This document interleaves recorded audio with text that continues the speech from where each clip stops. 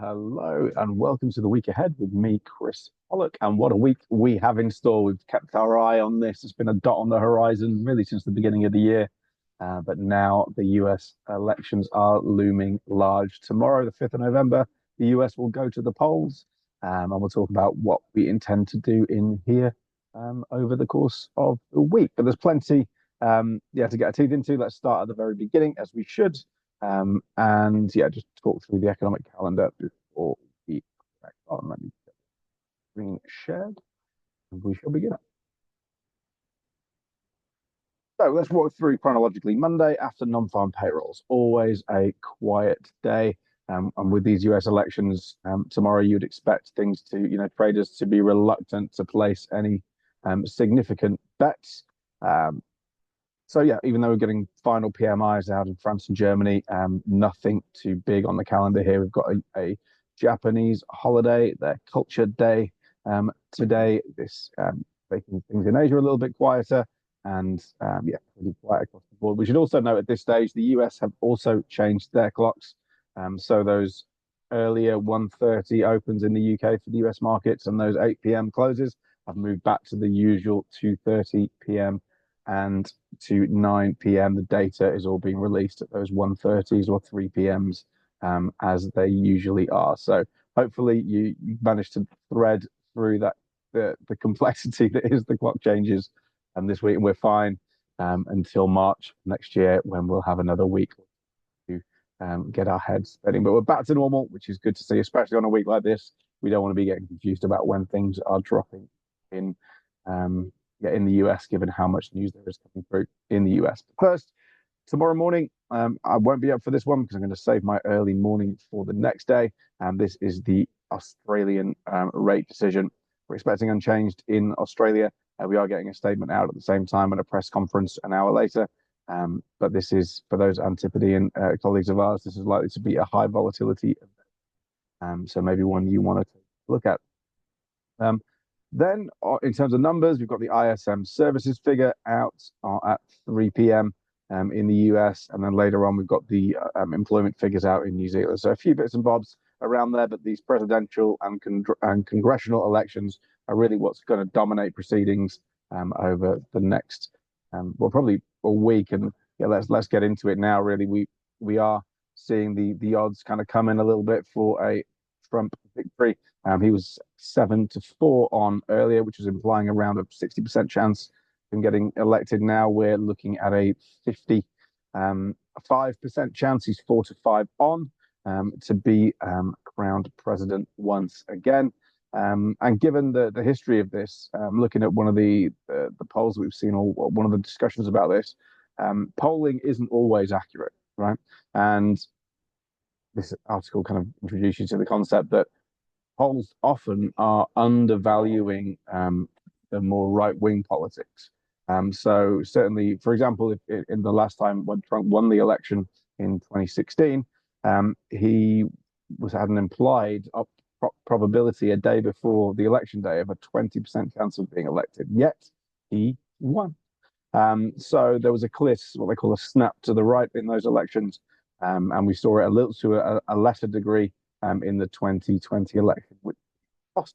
But given he is now favourite going into this, albeit moderately, if there is more of a move to the right, then maybe we're going to start looking further towards a bit of a sweep in the US for the Republicans. And if you asked me to make a decision on who's going to get elected here, I'd probably say it. I mean, you've got to go with the numbers and with that history that Trump looks likely to take office. But we'll find out the details of this in a little bit in a couple of days' time. So in terms of how to trade this, right? We're already getting a little bit of pricing in of things like a Trump victory, given the kind of rallies that we've seen in things like gold over the past little while. The bond markets often are pricing in these a little bit too. If we take a look at the gold market, it has been rallying pretty aggressively. If we look at something like the 10-year yield in the US, 10-year yield is also poking higher. Yields are nudging up a little bit here because Trump is saying he is going to borrow money and spend money to a larger degree. So he is going to have to pull on more debt.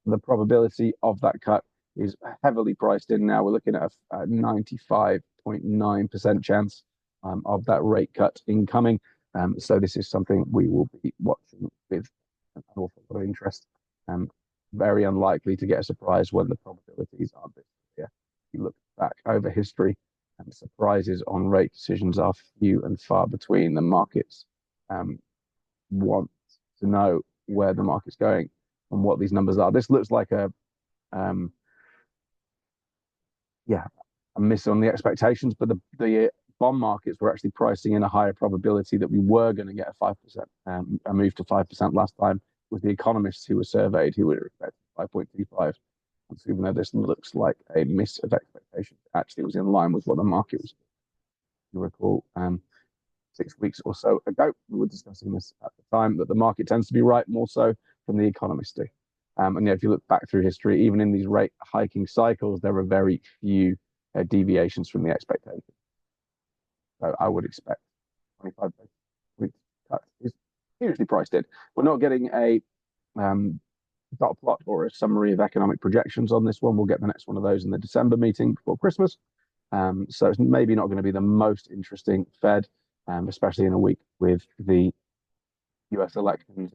Rare that this might take place second fiddle, but I think this week it may well do. Rounding off the week with something a little bit less interesting, Canadian employment numbers, University of Michigan. This is the prelim number, so the more interesting of the two, along with the inflation expectations that might give you go forward. So a hell of a week ahead. Also worth looking at the earnings. There isn't a huge amount out in the earnings. You want to probably be trading the individual stocks on some of these. There's no big components of any indices. I know Palantir is a very popular stock these days. They report earnings after the close today. A few more big names. I know we've had Marriott out already this morning. Qualcomm's out. AMC, for those Wall Street bets traders out there, if you are wanting to trade that asset, then their earnings are out.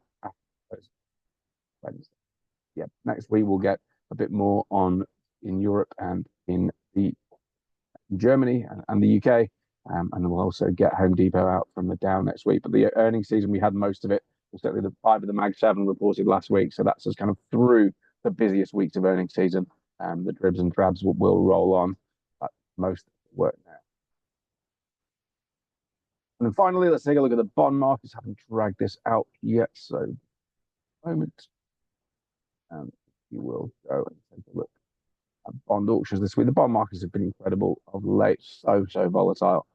And look at this week, we've got the auctions to get us going. Well, the 10-year note in the US is normally one that likes to move markets more than anything else.